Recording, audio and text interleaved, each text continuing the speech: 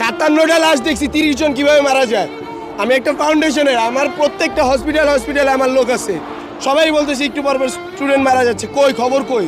এখন কত হচ্ছে ভাইয়া, যখন উদ্ধার কাজ আমরা করি আমাদের নিজের হাতে আমরা বের করছি শত শত, ঠিক আছে, যেটা হচ্ছে আমাদের ভাই বোনই, আমাদের আত্মীয় স্বজন। এখানে আমরা এখনো শতাধিক লাশ খুঁজে পাচ্ছি না। আমাদের যখন বলছে ঢাকা মেডিকেল যাওয়ার জন্য লাশের জন্য, সেখানে একটা লাশের ইনফরমেশন ওনারা আমরা দিতে পারছে, সেটা হচ্ছে জুনাদের লাশ দিতে পারছে। জুনাদের লাশ ব্যক্তিগত ছাড়া এমন কোনো লাশ আমাদের তারা দিতে পারে নাই। এবং যমুনা টিভি যে নিউজগুলো দিচ্ছে সম্পূর্ণ ভুয়া নিউজ দিচ্ছে।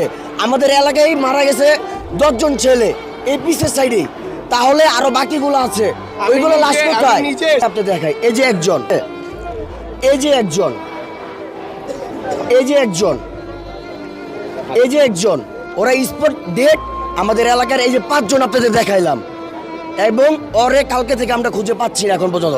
তাহলে ইনস্ট্যান্ট যেতাম